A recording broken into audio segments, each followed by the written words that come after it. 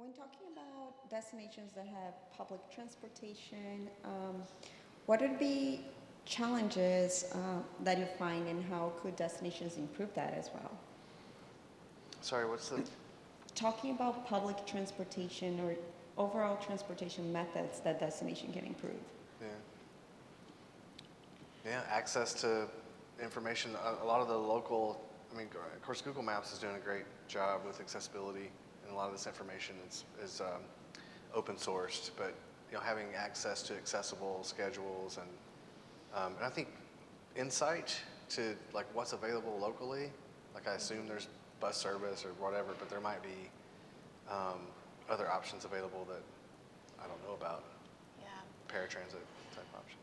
I learned a lot of public transit tools in Denver, and the way Denver works is we would call RTD and tell... What is RTD? Regional Transit.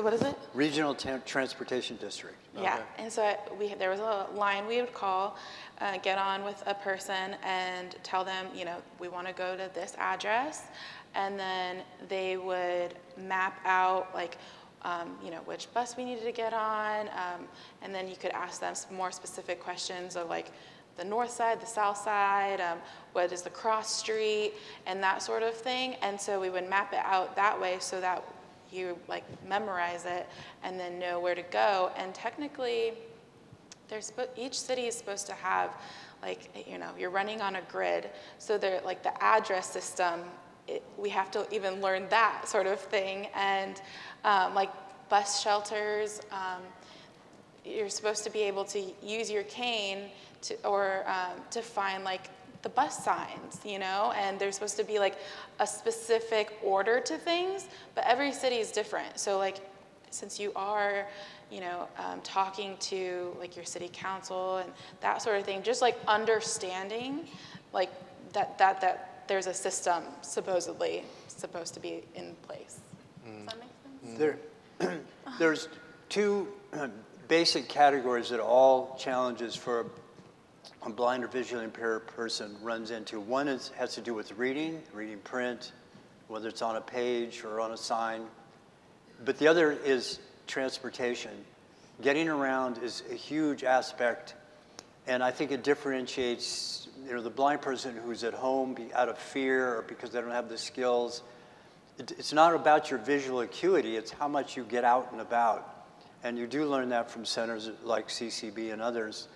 And so any way that a venue can help with providing information, whether it's about things on a print page or about local transit, is huge in getting people to their location and to make it enjoyable. I went to the front desk this morning and I said, where's the nearest food? And she said, what do you want? And I didn't ask you about the categories of food. I'm asking, I didn't say this to her, but I'm thinking, where's the nearest food? I want something I can walk to. And so then she starts typing on the computer, and I'm thinking, oh my gosh, I can do that. What I want to know is, from your experience, you're the person at the desk, you know your neighborhood, what's around here? Mm-hmm. And so I think it's important, whether you're a visitors bureau or a hotel, if somebody says, what's the best way to get to you? Know about, is it a bus, taxi, is it ride share? What are the options? Whether I ask at the front desk or I call up, it could really help me to know, because I may not be able to dig out that information as quickly on a website or when I get there by looking around. So information is really powerful. I think something I'd like to see destinations do, I think your question is around DMOs maybe, but either way, influence where you can. And that's when I visit a place and use public transit, I often get, I can't take advantage of the, like reduced fares or companion fares or whatever, because I don't live in that place. And I often hear like, you need a disability card. It's like, well, I got a long white card in my hand. Like I clearly have a disability. There are disability cards? Yeah, a lot of municipalities, like you have to get certified and registered and whatever. Yeah. So I think like advocating for inclusion, because policy can be a barrier. So we talk about physical barriers in the built environment. We talk about digital barriers in the virtual world. And I've added inclusive policy as a dimension because we create artificial barriers through policy, like no dogs allowed. Well, yeah, they are. Service dogs are allowed. Pet dogs are not allowed. But that policy creates that attitude, and it perpetuates the discrimination. So just thinking about your policies and influencing your local, government and regulations and stuff, and making policies more inclusive, like the transit thing. Like, why do I need a card to get the blind people? The best thing that I think has happened to blind people this century is rideshare. It's amazing how much independence that gives us. And then there are cities, so paratransit is just horrific. It's in the, And it's all 100 years different. old. But Boston and Denver have paratransit uses rideshare. Denver's the best in the country in terms of that model. It's amazing. They give you something like 60 rides a month that cost you next to nothing. You pay the tip and that's it. And so I think blind people are going to get out a lot more when they can just jump in a Lyft or an Uber anytime and go to a museum or go to whatever. So it'd be interesting to do research on how many destinations people are visiting in those towns versus everybody else that doesn't have it. And Denver just implemented that because I went to the CCB in a suburb of Denver, and they didn't have that set up yet. But a lot of my friends who are still in the area said that the first $25, because Access-a-Ride made a contract with Uber, they take care of the first $25 of your ride, and then after that, it's on you. That's amazing. And I it's signed up for it. super helpful. Yeah, super helpful. But there's just so much more planning that that's involved with travel now that I never had to think about before. And going back to training really fast, though, certain things that are kind of universal in the blind world are snaps or like claps. And my dad kind of goes overboard sometimes and is annoying about it. But or a knock on a table or something, or my guide in audible cues, right? Yeah, just audible cues. Like my guide who's here, she in the restroom, she'll tap on the paper towel bag, and it kind of helps when you're at a loss for words of describing something to us. It's just a quick oh, I want to shake your hand. My hand's here, And so those are little things that you can implement that are super helpful. Yeah, whenever somebody says to me, my hand's out, I can hear it right in front of me, and I said, or where is your hand? Oh, it's at the end of my arm. And it's some things are they're kind of obvious, but Some I would people say can't that snap. too much information is better than not enough information. We still have a few minutes left, and I'm going to open for questions. Yeah. I do have a question. I'm Tony with Visit Richmond, DMO, and from Travelability, the first thing we did as DMO was create the accessible RVA page. And Accessible what? accessible RVA, that's our RVA. RVA Richmond, Virginia. Okay. accessiblerva.com, part of our website. My question is, we don't get that many visitors to the accessibility page. But when I'm here, I hear a lot of people talking that they do gain a lot of information from a DMO page. So are you regularly visiting DMO pages when you travel? Is that your first go-to? Or where do you start your research when you want to go travel to a different destination? I never have. When you say accessibility page, is that like a landing page for accessible attractions and features? Yeah. I didn't learn about it until this conference, honestly. So when I want to go travel somewhere, I use a lot of reviews on Instagram or Pinterest. Yeah, it's kind of peer network, right? Yeah, and then I'll ask my friends who have gone there before. And then I have, my family help me because sometimes they're like, I can't even find certain things. But now I know that I can go to your sites. I just wonder. This conference is changing your opinion that our DMOs across the country and across the world are creating these pages to put that information to reduce the amount of work for people with disabilities. Is that helping? It is, yeah. And also, just because I don't use it doesn't mean that I'll call up Ira and ask them, hey, I'm going to Costa Rica, could you look up Airbnbs in this certain vicinity? Or look up this venue that I've heard about, for leatherback turtles. So I'd say I don't personally use it because when it's a high volume of information, my tool is to get sighted help with that. So you're looking at unique site visits, so you don't really know who's looking at the page, if they're disabled or not, right? So, yeah. But you're just saying generally you're not getting a lot of clicks onto that page, yeah. I think it's just just like, it's new for us too. It's new for you, it's new for us. So we have to adopt it as well. But it's a chicken egg thing. Like it's gotta start somewhere. And so I think it's going to have to be adopted because there's a trust issue. And we use our peer network because we trust our peer network. So like it's going to take time. And I wonder, like, not to pick on you, Tony, how much are you spending marketing that page versus the other landing pages? Like what? Yeah. So that's what I'm saying. Like if you. So I would say links help on social media. Like if you, put a picture of an attraction of yours and then add the link so you can double tap it, or, I'm sure they have a that's healthy helpful. social media marketing platform. It's just not targeting disabled people. Yeah. So. And if I was that's helpful, Tony. If I was going to the Richmond area, I'd probably would have heard of certain events or activities or tell me about Civil War stuff or something. I wouldn't be looking for accessibility per se. I'd be looking for activities.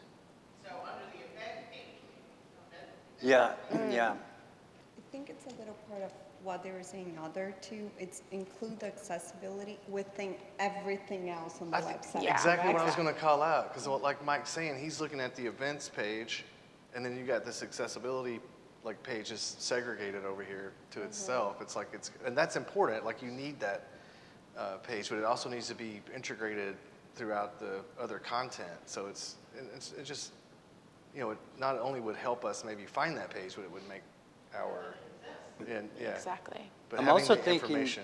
on websites when there's a button that says accessibility, I'm usually assuming they've used one of those overlays, and so they've got it's to make the website accessible, not that you're talking about accessible stuff in your area. So that's kind of interesting to think about. Yeah, so that's why we sort of adopted the language digital accessibility versus accessible travel or what. But yeah, so that's a good call out. We had another question. Yeah. Hi, I'm Sheridan with Visit Colorado Springs. I was just going to tag on to the accessibility page. We at Visit Colorado Springs kind of look at it as a resource for family members and locals that are planning trips, and that's kind of how we look at our website. And of course, it's accessible and it can be navigated for someone who's looking to plan their own trip, but especially when it comes to building it out, we really look for a ton of information so that everyone is informed, and then really just kind of making sure that it's all available in one place, and then marketing it to the people that are planning the trips, whether that's an individual or a local who's inviting their friends. Cool. And we had another question? No? So, do you guys have anything else to add? I actually had one question about the user-generated content, like this peer review. Uh-huh. Is that something that DMO should be looking at? Totally. And trying to, how would that improve or generate these conversations that, in a way that's going to be also useful? Well, I think, I think Expedia just made a big splash with using, ChatGPT or whatever for trip planning. And I think a dimension of accessible trip planning maybe could be enhanced with large language models. So looking at user-generated content in the wild. So just, whether it be reviews on brand.com or, reviews on Expedia or aggregators like Expedia. And then mining all those data for information that allows for a bot to present an accessible trip to someone or suggestions for accessible travel. I could see like DMOs and attractions and stuff using AI to help with planning? I learned all of the things about blindness on TikTok during the pandemic. I don't know if I just thought of blindness and it found like through the algorithm or something, but I all of a sudden found all these blind people. It's called like the hashtag blind talk. And there are so many people who are in the blind community who like TikTok because it's audible. And I actually switched off my voiceover on my phone and just swipe through like I used to. And it's my favorite social media platform. And since now I want to, I'm pitching my reality television series, Blind Movement, and I want to travel. My 3 friends and I, or my 2 friends and I, are all blind. I want to go all around America and meet other blind people in their local areas and then help them check off a bucket list item with the help of their community. So in order to find the research to find these other blind people, I have just gone into a deep dive into YouTube. And some of these people have, 10,000 followers, 100 followers, something like that. But there's so many people on YouTube and TikTok and whatever else that they want this stuff. So if you just, do some research or contact me, I'll send you the people I found. Those people, they just want you to reach out to them maybe and just say, slide into their DMs. Taylor, you'll need to look up Flight for Sight. What's that? They just gave 3 $10,000 grants to blind people who wanted to travel doing something unique. Wow. So I can tell you more about that.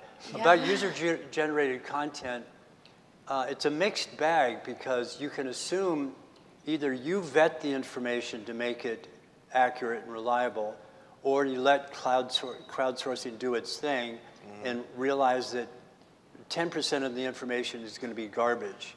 So there's a point of interest database called Foursquare. And I love it because it is crowdsourced, but there is garbage. And I just know that, and it's obvious when it's garbage. When it says somebody's beer pong parlor, some frat boy that put in this thing and not a real beer parlor. You just realize that, but that is something, depending on your venue, you'd have to evaluate. Is the user-generated content about what's accessible or not? Is that okay? Is that trustworthy? Mm-hmm. Yeah. That's awesome. So we're done for the time, but they're going to be out. Is there any questions? And just continuing the conversation. Thank you. Thank you, Thank you, everyone. guys. Thank you. Thanks, everybody.